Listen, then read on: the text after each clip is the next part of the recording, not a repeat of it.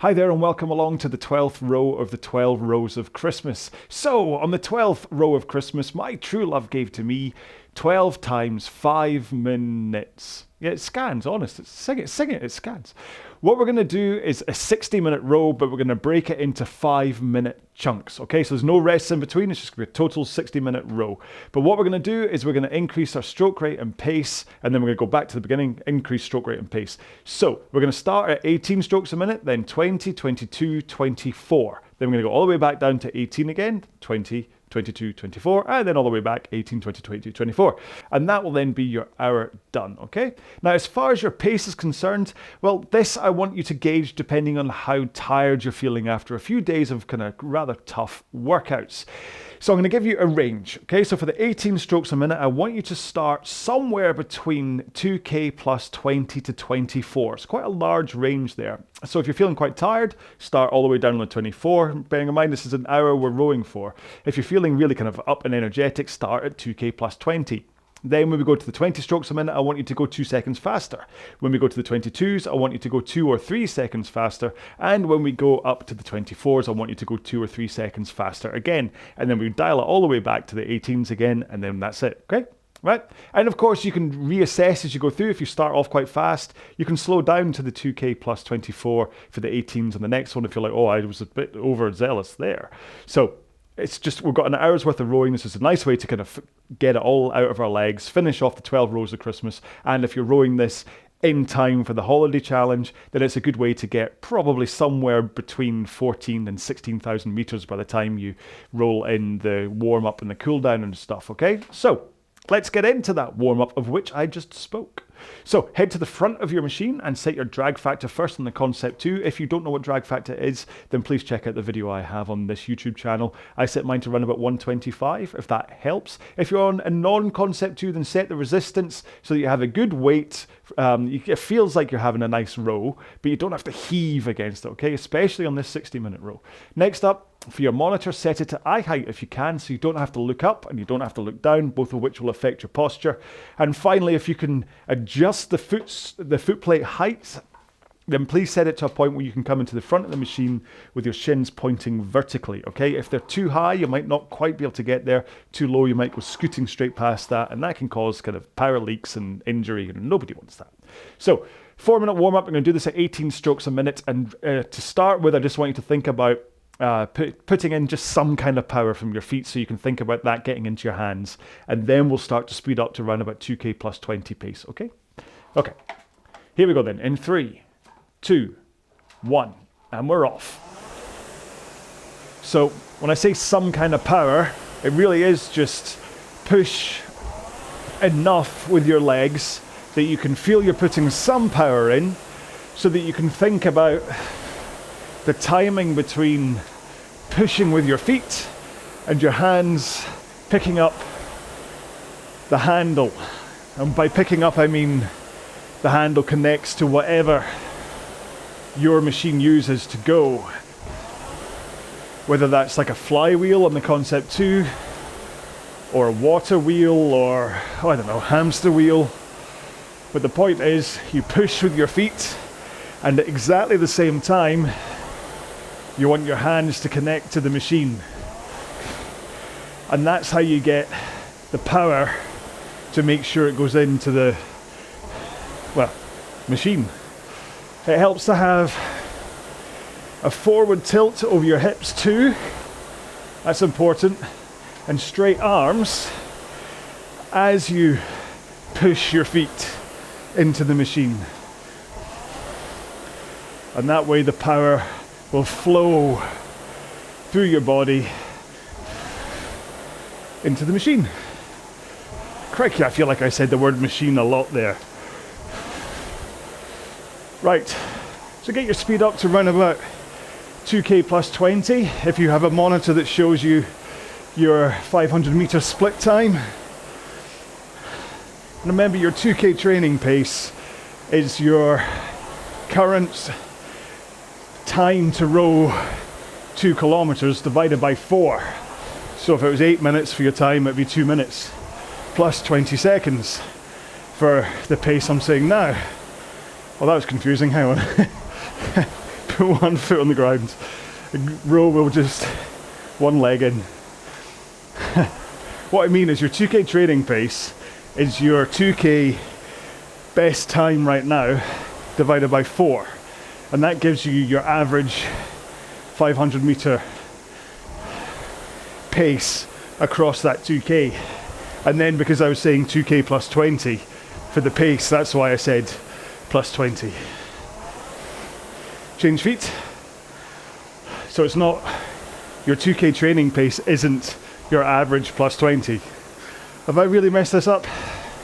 You know what I mean. If you row a 2K in 8 minutes, your 2K training pace is 2 minutes. And then you base whatever your training session is off that. So when I say 2K plus 20, it means you would row at 2 minutes 20 seconds. Both feet in, row with your back and arms. Oh man, I'm backpedaling something rotten. Hopefully you've seen enough of my videos that you understand what I'm on about. But do remember, the description to all of my videos has a couple of paragraphs saying what 2K training time is and how to calculate it. So if you're confused by my ramblings, read that. Okay, roll into the front of the machine, arms straight, forward lean, push out from the front. And let's really concentrate on feeling when you're picking the handle up at the front, okay? That sensation of everything just gets heavier as the handle connects to the flywheel. And you want to make sure you're pushing your feet in at that same time. Last one. Right. Don't worry if you're not super warm after that. We've got a 60-minute row ahead of us, which we're starting at that 18 strokes a minute and 2K plus 20 pace. Okay, so like I say, if your 2K average is 2 minutes, you're going to start this at 2 minutes and 20 seconds, which should feel comparatively very easy compared to your 2K best time, okay? Sorry about that. I mean, oh yeah. Anyway, right. Keep moving up down the rail, have a quick drink, and I'll explain one more time what it is we're doing today. Okay then, so today's row is a 60-minute row, okay? So we're splitting this up into 12 5-minute chunks, hence row 12 of the 12 rows of Christmas. You're going to do them at 18, then 20, then 22, then 24 strokes per minute, and then you're going to repeat that climb 2 more times, and that is therefore your 12 5-minute splits. Pace-wise, well, you can start the 18 strokes a minute anywhere between 2K plus 20 to 2K plus 24 pace. Obviously, the 24 is going to be a much easier row. As you go up to the 20 strokes a minute, I want you to go 2 seconds faster. And then as you go to the 22s, I want you to go 2 or 3 seconds faster. And then the 24s, you're going to be another 2 or 3 seconds faster. And then you reset all the way back down to the 18 strokes a minute and that 2K plus 20 to 24 pace again. And don't worry if it starts to get, if you've gone out too hot and you're starting to feel a little bit, oh, I shouldn't have done that. Then if you started at 2K plus 20 for the 18s on the first set and you're like, oh, then you can just drop down to 2K plus 22 in the second, or even the 2K plus 24 in the second or the third or whatever. Okay, so this is just about making sure you can get through the hour-long workout, and these kind of climbs up the ladder will just give you a little bit more of a varied intensity and make it a little bit more interesting, to be perfectly honest. So are we ready for this? I recommend having a quick drink. If you have to stop for a drink mid-row, I would much rather you stopped and had a drink. You are not doing a time trial right now, so if you have to lose a few seconds in order to have a drink, that's far more preferable than you're rowing along, you're suddenly dehydrated, and you fall off the machine, okay? We don't want that. All right then, so we're going to start this first 5-minute split at 18 strokes per minute and at 2K plus 20 to 24 pace, okay? Here we go then, in 3, 2, 1, and we're off. Now I quite like just pushing into the 18s, starting a row like this, just seeing what my body naturally wants to row at. Sometimes I find myself at 2k plus 20. Sometimes I find it's just a little bit heavy feeling and I'm down at 2k plus 22. But it must be said, there's also the odd occasion where I really get the wind in my fur and I find that I'm rowing along at 2k plus 18 at 18 strokes a minute. But today so far, it looks like I'm settling into round about plus 20. Now don't worry if 18 strokes a minute feels a little bit alien, especially if you are more of a high rate rower. It can feel a little bit uncomfortable in terms of rhythm. So in the video, if you're watching on YouTube or on Kinomap, you can just match your stroke rate to mine.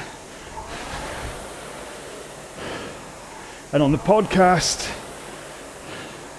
you can hear the whoosh of my flywheel, and then you'll know when I'm taking a stroke. I would hope that now we're 2 minutes in, that you should have kind of hit your rhythm by now. But there's a chance, if you're new to rowing, that you're quite new to these low rates. And that's one of the reasons why today's row works up through the stroke rates, just to give you a little bit of a break. Because if you're uncomfortable at low rate, then 18s are kind of the worst of them. And then as your stroke rate increases, going up through 20, 22, 24, hopefully you'll get more and more comfortable. But remember, it's all about flow, okay? Talk about this a lot. Rhythm and flow. And there's two different sides to it. Flow, hang on, let me start my watch. Yes, I'm rowing. Flow is about moving from phase to phase of the rowing stroke without stopping. You may have seen various rowing drills that encourage you to pause at certain stages of the stroke. But as good a drill as it is, it unfortunately creates this habit in a lot of people that they think that they have to stop and hold the handle into their chest like this.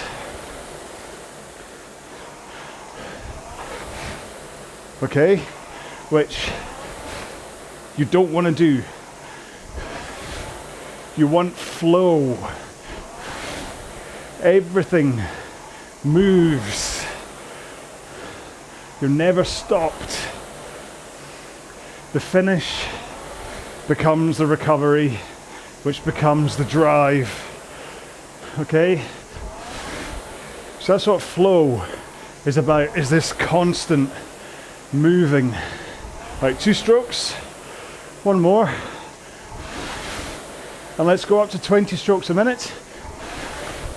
And 2 seconds faster than you were just rowing. So I was 2k plus 20. So I want to be around about 2k plus 18. Plus or minus 1 second is okay. And hopefully, after about a minute or so, you'll have got the feeling for how much to push with your legs in order to increase stroke rate and your pace. And that's where rhythm comes in. And in this case, it's best expressed as the ratio of your drive phase and your recovery, which, if you have an issue getting it right, this can be what makes the low rate rowing a little bit tricky for some people. If you're more of a 28 to 30 strokes a minute kind of rower, then you're used to basically driving and then instantly recovering at exactly the same speed, like a 1-to-1 ratio. Whereas at these low rates, it's a 2-to-1 ratio, where your drive speed is twice as fast as your recovery.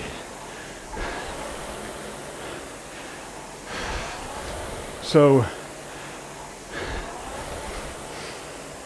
you get that big, powerful push out from the front of the machine, where all the power lays in and it feels nice and strong. But then you can take your time over the recovery and get your body into the right position, ready for the next stroke. And you've got lots of time to do that. So you can really think about making sure everything is all lined up nice and correct by the time you roll into the front of the machine, ready for the next stroke. And so that's one of the reasons why low rate rowing is a constant within any training plan, because it helps you groove in the right body positions and technique,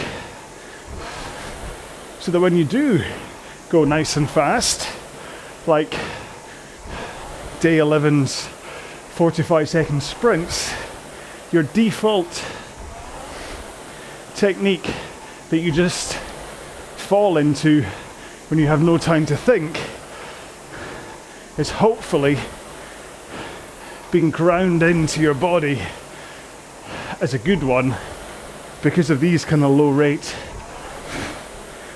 workouts. Okay, in 3, 2,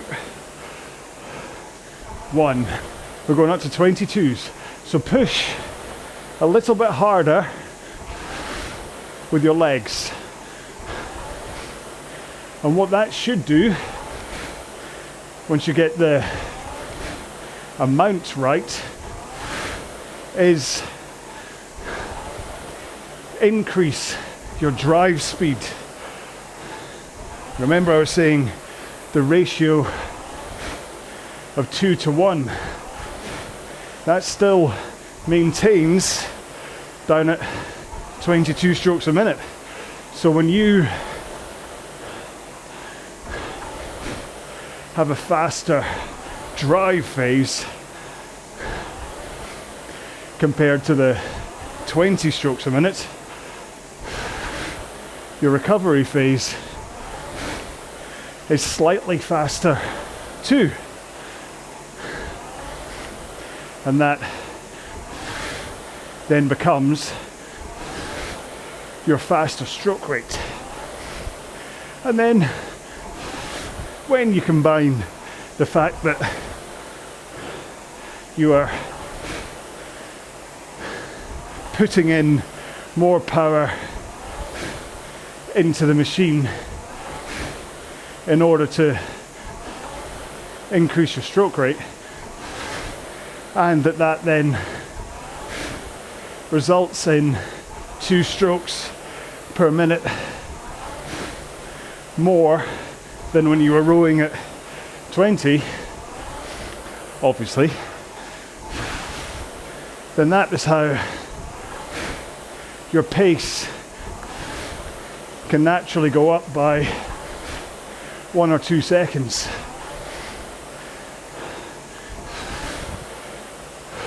If you jumped 3 seconds rather than just 2, then you'll just have to have pushed a tiny bit harder with your legs, and just be sure that if you have increased your drive speed as a result, your recovery allows for that to keep you at 22s. So rather than a 2 to 1, you're maybe a, I don't know, 5 to 2. Does that work out right? Listen, the maths isn't exact, but the point is, at these low rates, you are spending longer to recover as opposed to the drive. Oh, and don't worry, I know I've just spent 13.5 minutes talking about flow and ratio, and even though I'm also going to talk about technique next,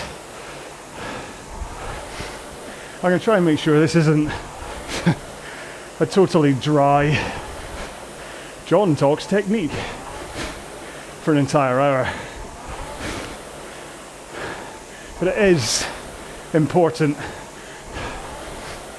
especially when it's an hour-long row, that you think about best practices. And although I haven't really talked specifics for the past almost 15 minutes, it's a good idea to reset and go back to basics, thinking about body positions and sequencing. Right, 2 more, 1 more. Let's go up to 24 and another 2 or 3 seconds faster. I'm hovering around about 2k plus 12 right now. So it seems that I've gone for the +3 option for both of the increases to 22 and 24.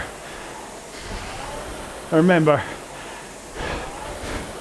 at the end of this 5-minute split, we then reset back down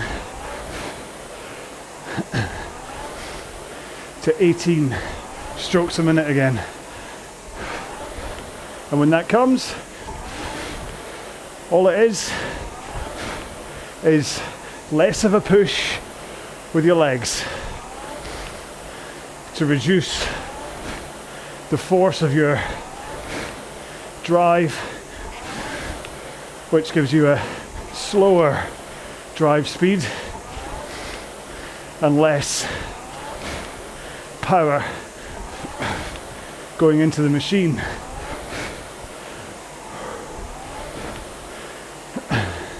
And you'll notice that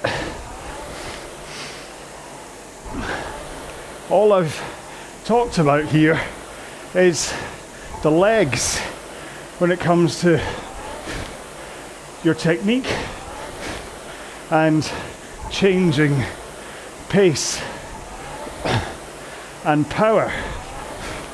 I'm not saying pull softer, I'm saying push harder or softer with the legs. And that is because rowing is a pushing with the legs sport. It's not a pulling with your arms. Yes, I know, at the back of the stroke, you want to pull to a strong finish,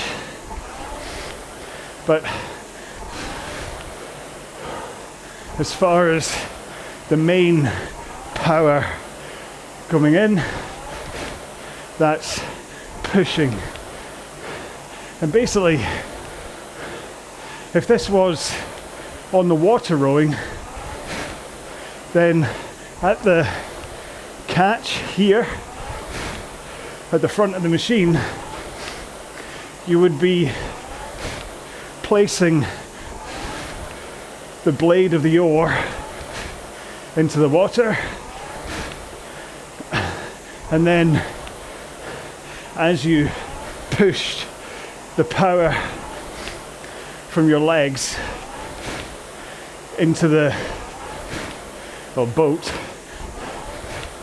you would be pushing it past where the blade has been set in the water. And the way to think about it on a rowing machine is that you are pushing the machine that way, pushing it into the wall in front of you, or the treadmill in front of you in a gym. But you're thinking about pushing. So you hit the catch, push, push, and then the pull comes right at the back. Okay, we have 5, 4, 3, 2, 1, and we're back down to 18s. Nice and relaxed. Don't worry if for the first 30 seconds or so your pace drops off. slower than it was the last time round. It takes a bit of getting used to doing these drop downs in rate and pace, but the more you do them, the more you do them.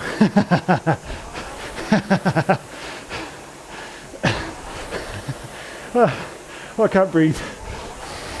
Too busy laughing at my own joke. Such a dad joke, isn't it?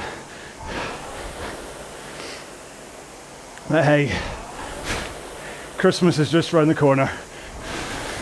If I can't make a joke like that, when can I? But yeah, you do get used to it. Working out how much you need to soften the drive by in order to comfortably hit your rate and pace.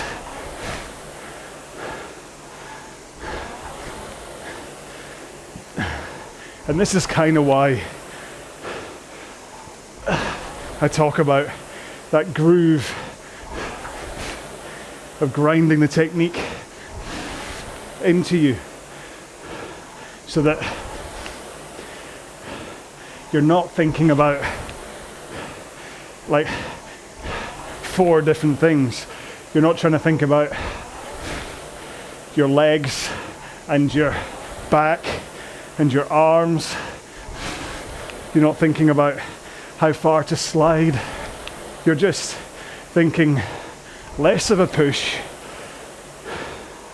less of a push. And because you have that worn in standard technique, it's like your subconscious neuroplasticity just takes over. And that is why it's important to think about technique, because what you don't want to do is get into bad habits and then reprogram that neuroplasticity. What you want to do is always think best practices to reinforce the programming, because it's really, really hard to undo a bad habit. And trust me, trust the man with the butt scoot. I'm constantly trying to address the early slide of my backside before I push the power in. And if I focus on it, I hope I get it right. But when I just go back into autopilot, that's when I have this forward dip of my upper body, which causes my backside to escape from me. Okay, so we have, 7 strokes left at this stroke rate. And then we go up to 20 strokes a minute and 2K plus 18, or just 2 seconds faster than you are rowing right now. So here we go, 20 strokes a minute. So just a tiny increase in power, but you should feel the rhythm of the stroke is faster.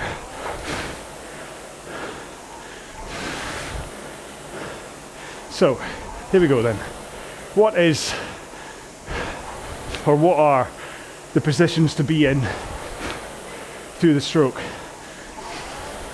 As you come to the front, known as the catch here, which is where you would be setting the blade in the water, the ideal position is that you have come forward enough on the seat that your shins are pointing vertically. Try not to go past vertical, as you don't want to create power leaks. Posture, you want to be up on your sit bones. You're not kind of crumpling in to that forward tilt. You're powerful and tilting over your hips. And that tilt should be to run about 1 o'clock, leaning into the front of the machine. And your arms should be straight. Even if you add a little outward rotation of your elbows to help with that idea of them being straight. But straight they may be, but they also need to be relaxed as you come forwards. Not rigid and tense. If I can see your muscles rippling, then you're too tense.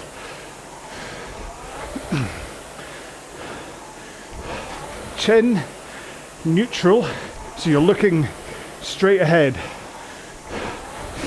Not down, not up. And knees should be slightly open, certainly not together, maybe round about under your armpits, as though you were doing a squat or a deadlift.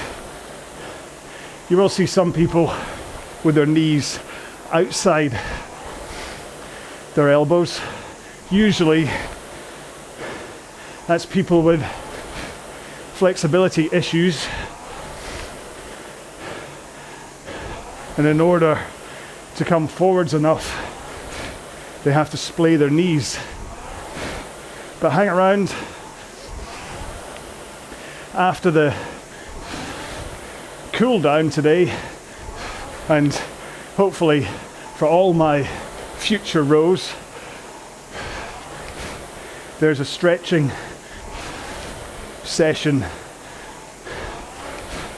that goes on in the top of the screen while I talk to you about other stuff. It'll make sense when you watch it.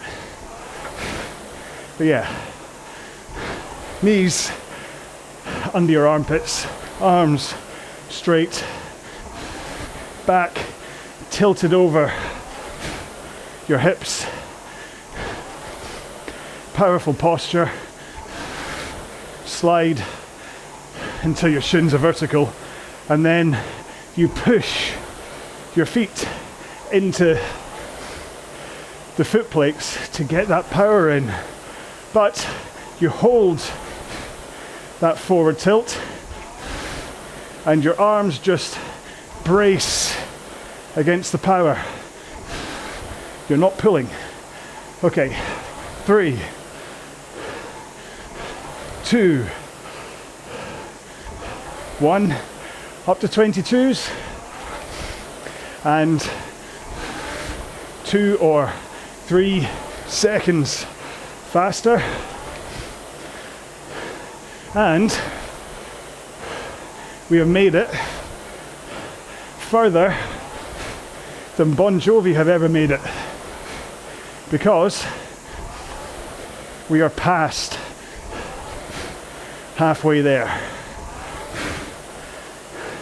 We have less than 30 minutes to go. This splitting of the 60 minutes into changeable 5-minute splits really does make this hour fly by. It's a really simple trick. It's to break any row down into smaller parts.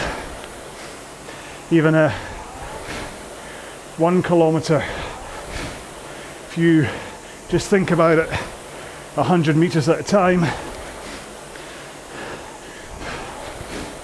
it's easier to focus on keeping the pace up.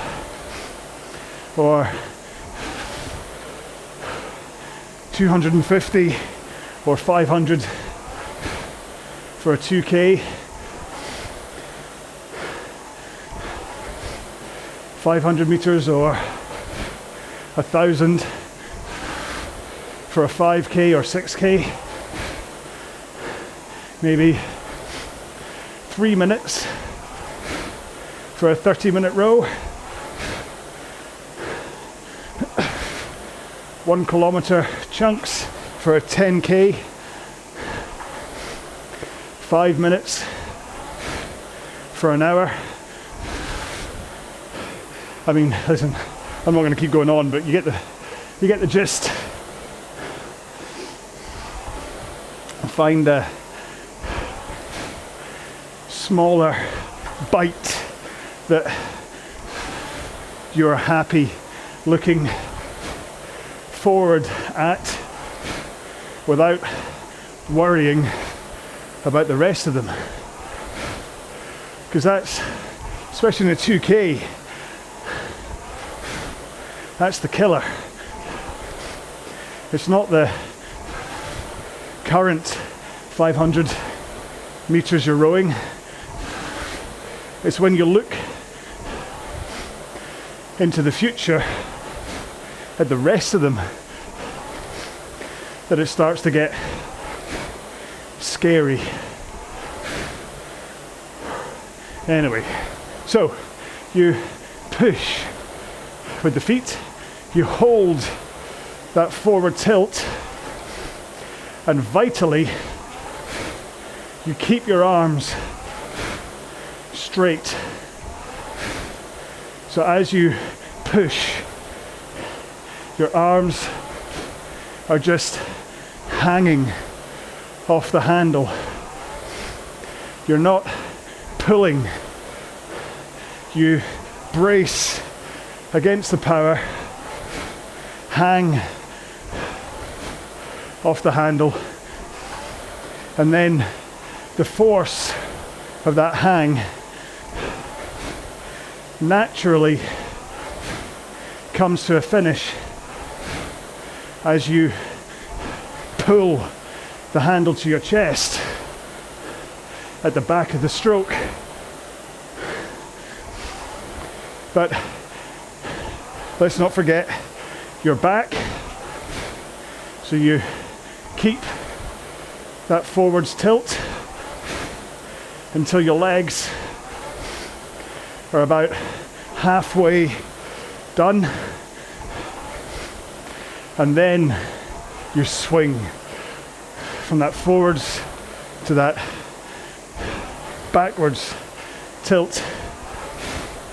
And once you start that swing, that's when you start that pull into a finish.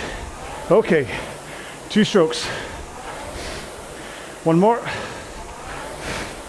Up to 24s. 1 stroke every 2.5 seconds. And you should be going 2 or 3 seconds faster than you were before. Remember, in 4.5 minutes, you get to slow down again. So don't worry too much if the intensity is rising here. I'd rather you kept the intensity of this split up and then slowed your starting pace of the next 18s if you're feeling a bit fatigued. I realise, of course, that yesterday's session was a top tier maximum effort, and then following it with this one does kind of break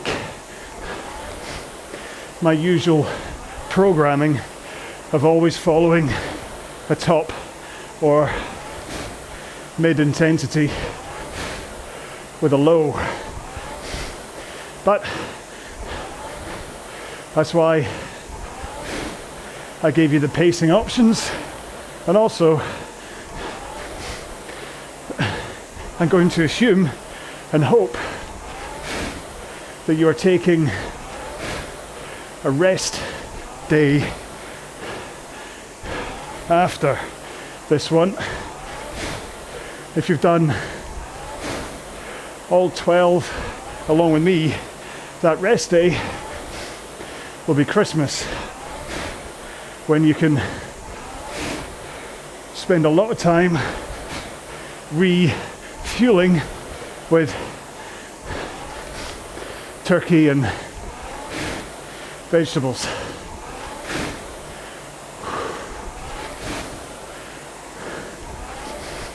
But definitely this, for me, feels more like a mid-effort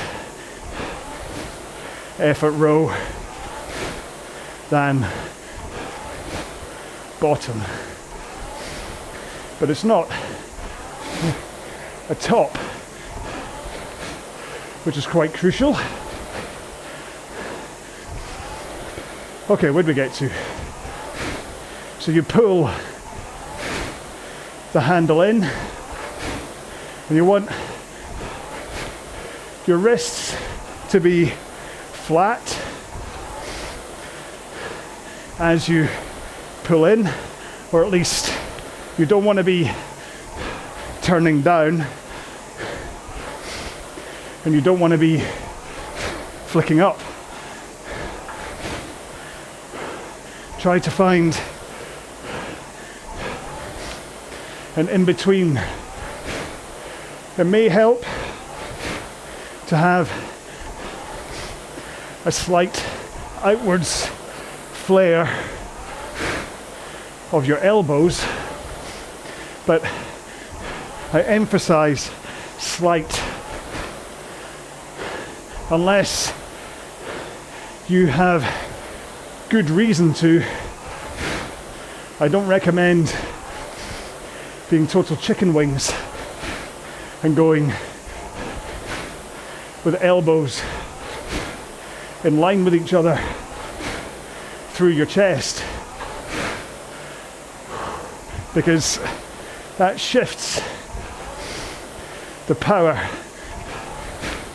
away from your back, which is stronger and also helps with the recovery. Okay, 4, 3,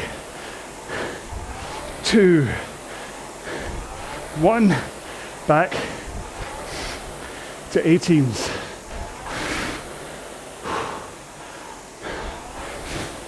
Less of a push from your legs. Let things get comparatively easier compared to where you may just have felt in the last 24 strokes a minute chunk. And do try and keep your technique as good as possible rather than kind of collapsing like a dying salmon because you're fatigued. Needless to say, my pace just went through the floor.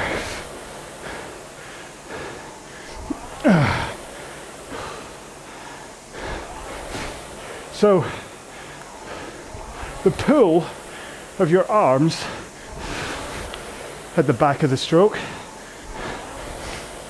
if you send your elbows through your sides, they create like a spring through your rib cage and your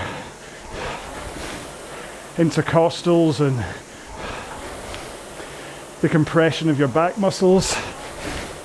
Basically, your arms get pulled through your sides, but they want to come forwards again because of that springiness. Only really a couple of inches, but it's enough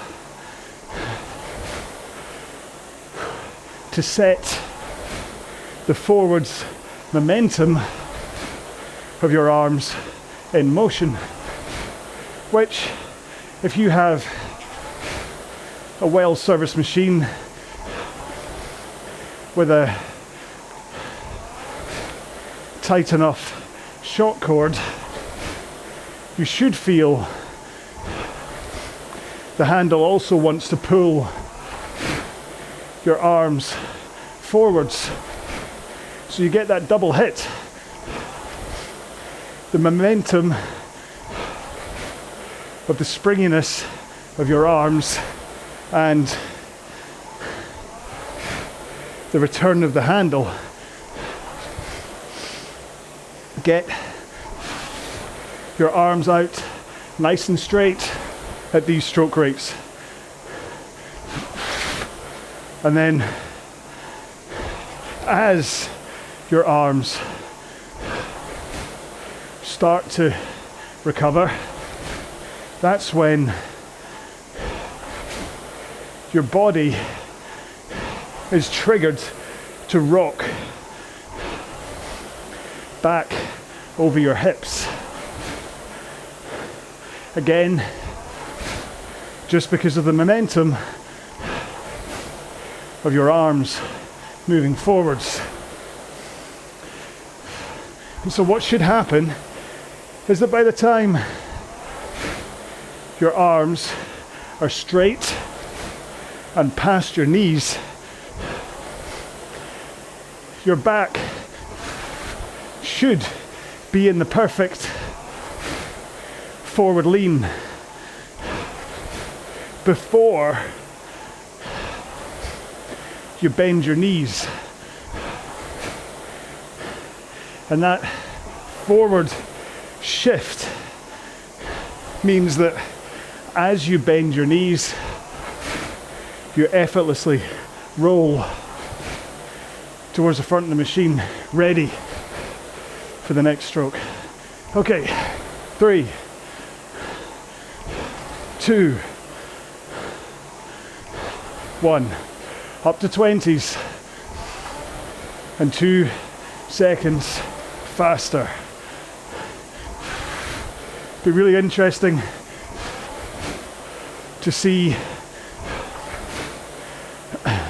how many people stayed even with their pace increases through this row. Who tired themselves out too soon, who had way too much energy and went fast at the end, and who stuck to relatively even splits the whole way. I'll post my results on the Facebook page and on the YouTube community page so that you can see how I got on. I've not actually got my monitor set to show me pace or distance, or at least total. All I'm looking at is time elapsed, or well, time to go,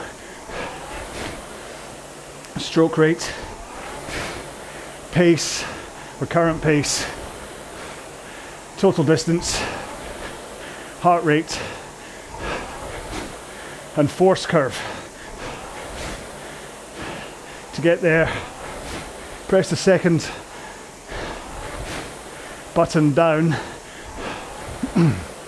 on the Concept 2's PM 3, 4 or 5. Whew. It's definitely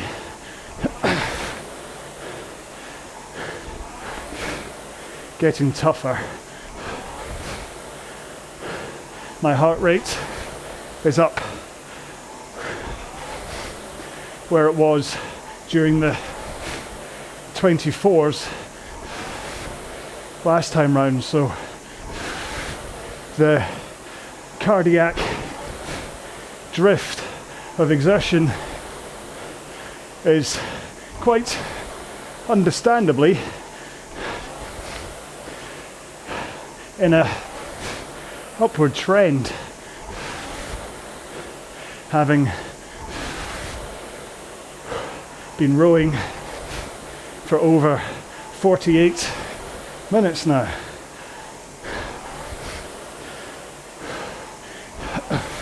Now, as being we're quite far in, I'm going to assume that you might be getting a little bit on the sweaty side. There's not much I can do about any sweat rolling into your eyes other than suggest the halo headband. But if your hands are sweaty, there's a chance it's because you're gripping the handle with a closed fist. What I'd rather you did was hook your fingers over the handle so that you actually have an open palm. That doesn't mean thumbs on top, which I know will open your palm more, but keep your thumbs under the handle, just not closing into a fist. And that open palm gives you airflow to keep your hands cool, and it also reduces friction on the handle. Okay, 2, 1, here we go, 22s. Increase your pace by 2 or 3 seconds. I do always like that moment when you hit single figures, especially on a row like this. And then when I get down to 8 minutes to go, I know it's effectively 2k to go, and in my mind 2k is a cinch, especially compared to if I was going at full speed ahead. So stay with me. I'm certainly needing to concentrate a little bit more now about that push from the front, making sure I overcome any fatigue, but at the same time I'm looking in the mirror that I have slightly off to the left in front of me, just to see if I have any weird technique issues or weirder.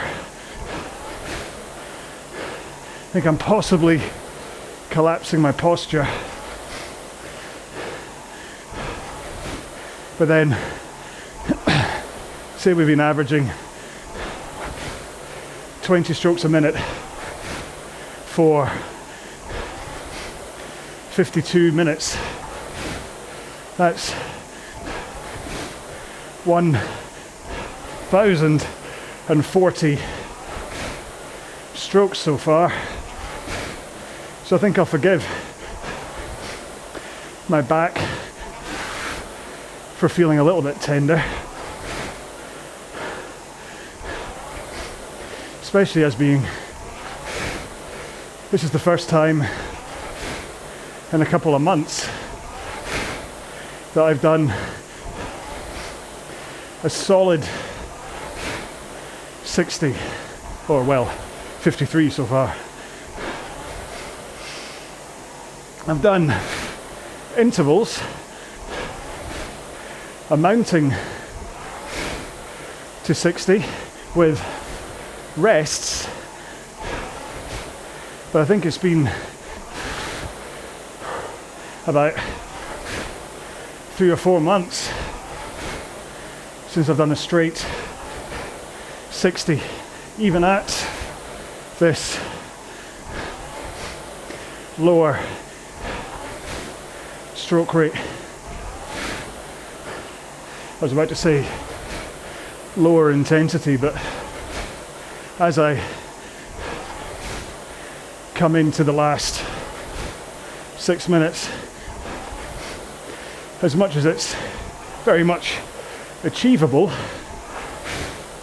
I wouldn't say it was a low intensity workout by any stretch of the imagination. But hey, we're almost done. Let's just get the last 35 seconds of these 22s out of the way first, and with any luck,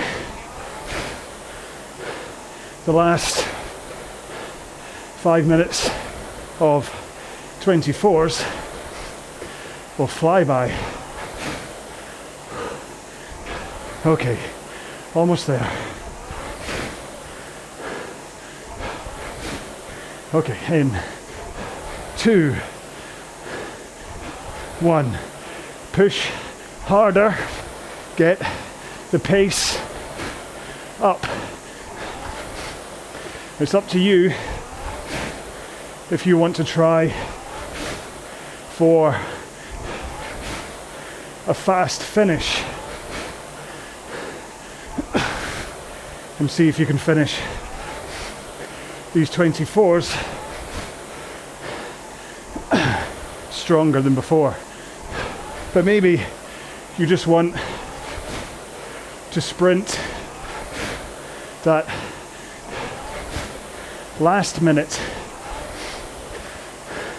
And by sprint, I mean hold the stroke rate, but push harder with the legs. I don't want you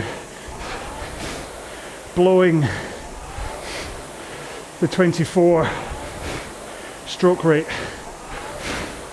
I want it to be about power, about a stronger push, about hanging off the handle. Oh, just got cramp in my hip. I won't be doing that then. And then what we'll do is take a minute or so to just let our breathing settle down a bit before cracking into a 2-minute cool down. And then after that, if you want to climb off and stretch along with me, then you can. I do recommend, whether it's stretching with me or whether it's a couple of minutes afterwards, I do recommend taking some time today to stretch off, especially if you're the same as me and this is the first time in a long time you've done a straight hour, which must come out at round about 1200, 1250 strokes. I'm sure a cleverer person off the machine could do the maths, but right now I'm just concentrating on holding 1:57 pace through to the finish, which we're almost there. One more here. 1 minute to go. Come on. If you want to increase for a fast finish, push harder with your legs, but hold the stroke rate.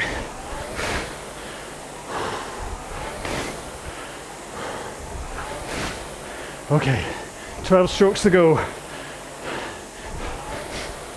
You should make sure to give yourself a pat on the back for getting through a whole hour worth of rowing. Even if you did stop for a drink, you still rowed. Last one. Ah. Whew. 14,812 meters and 1,263 strokes. So that's like 1,263 squats or deadlifts. with a light weight. And even then, the thing about those 18s is you have to put in a good old push to hold the right pace at 18 strokes a minute. So it's not like this is an easy amount of effort. Whew. No, I'm not live. Just going to load up my 2-minute cooldown, ready for it, which I have saved under the bookmarks in ErgZone. Oh, I've got a code 46. Let's try that again. Cooldown, send to PM5. There we go. Just gonna have a quick drink before we start this, just to make sure, because obviously, I mean, I am quite drenched.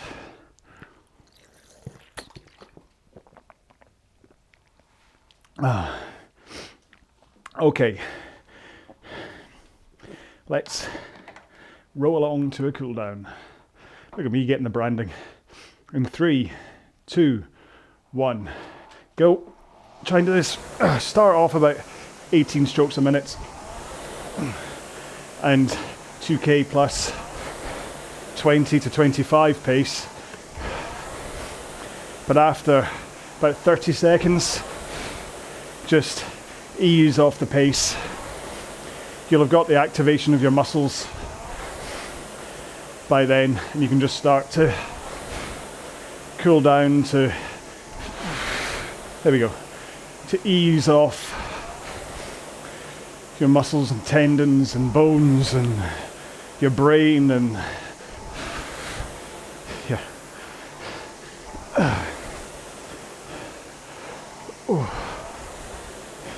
Quite possibly I've just run out of things to say, which is why I was quiet for 5 seconds. Imagine that. I can't actually believe that pretty much the entire hour was a deep dive into the importance of flow and ratio, and then taking you through technique and the pitfalls of. Do hope it wasn't too dry. However, like I did say a few times, in a row like this, in some ways it's more important that you do think technique, especially because of the changing stroke rates. If that was an hour just at 20 strokes a minute, say, or 24, could talk technique for the first 15 minutes and then set you on your way for the next half hour, and I could talk about rubbish. But today it's probably more important that I kept on point so you didn't develop any bad habits. So I'm done with the cool down. You of course don't have to be done with the cool down. You can continue to row for as long as you want, or if you want to climb off the machine, get yourself a mat or something, then now I've just popped up in the top corner of the screen and I'm doing some stretching. So I start off with hamstrings, then I've got to remember how this goes. Hamstrings, then glutes, then hip flexors, then quads, and I can't quite remember the order I've done upper body. Maybe forearms and fingers first. You can do that one where you bend your fingers back with your hand that way if you want a slightly different stretch, rather than the one where I push in with hands together in a praying motion. It's a different way to do it. I don't particularly like that one. Don't know why, I just never feel comfortable. Maybe because I'm not stretched off enough. But yeah, but then shoulders, upper back, and chest, triceps, and then biceps, which is the one where you put your hands behind you, and you have to make sure and do this turn, taking your thumbs to the outside, and that's what lengthens your bicep and gives that a chance to stretch, which, trust me, after a row like today, even if you're not the type that pulls from the front of the machine, even if you do keep your arms nice and straight, because you've just done like 1,263, if you kept it up with me, because you've just done that many finishes, then your arms are going to be, they've been used. So make sure to stretch off those forearms, the triceps and the biceps, just so that tomorrow you don't suddenly go, oh, no! That DOMS, the delay onset muscle soreness thing. You like suddenly go, oh no, I can't move my arms. Which you don't really want on Christmas Day, because what if you've got to carve a turkey, or you have to eat some sprouts, or opening presents? Imagine you're like, someone gave you a present and you're almost like a Tyrannosaurus Rex. You're like, I can't reach it because my arms have seized. That Rowalong idiots made it so I can't do anything. So anyway, that was it. That was the 12 rows of Christmas. I do hope you enjoyed rowing along with me, whether you did them with me the 12 days as I've done them, or whether you have spread them out across the entire holiday season. Maybe you did one, then took a rest day, then did another one, took a rest day, and you spread it all the way through. Maybe you've come back to this in January as a little bit of, 12 days rowing, what all that's about, and you were able to just forgive the fact there was a Christmas tree in the shot all the time. Same can be said for doing this in like July. Just because there's a Christmas tree in shot doesn't suddenly mean that, oh, this is going to be no value to me. It's summer. Oh, I better do a summer workout. No. This could be, I could do it exactly the same 12 rows again in summer and call it the summer sessions or something. And yeah, it's exactly the same. So the background doesn't matter. The words that I say when I talk about Christmas doesn't matter. The words I say when I talk about technique and stuff, they of course matter. And when I talk about dinner and things, they really matter. But when I say Christmas, you can just hear, it's like I've said before about Jurassic Park, how with all the complicated names of the dinosaurs, it's easier just to read Jurassic Park and just say, the dinosaur fought the dinosaur, and then the dinosaur ran towards the other dinosaur, and the dinosaur, it's the same. It's the same with I'm saying Christmas in this, you could just go, wah, wah, wah. Yeah, so next up then, just, let's see, where are we? Yeah, so, oh, yes, I am done. Hang on 1 second. Yes. So next up is, Christmas Day, which I was talking about doing a row on Christmas Day, trying to do one live, but I may not. I don't think I will. I think I'll actually just take Christmas Day as a rest because of doing 12 days straight. However, Boxing Day, I'm going to do a half marathon. And I've put a poll on the Facebook group page to see what people's preference of a time would be if I was to do this live. So all in GMT. So yeah, if I was to do this live on streaming it to YouTube and also doing it as a Zoom chat as well, if I can work out how to get all that technology working, and then possibly also on RowPro as well. ErgZone miss out on this one, I'm afraid, but everybody else can use it on ErgZone, but I'll do it on RowPro for those folks. So yeah, so I'm trying to work out the best time to do that. So do keep an eye out on the YouTube community channel and on the Facebook group page. If you don't do Facebook, you can do the YouTube community channel for Rowalong, and I'll post when it happens. Then I might even put a little video up just so it pops up in your feed and things. But yeah, so that's the plan.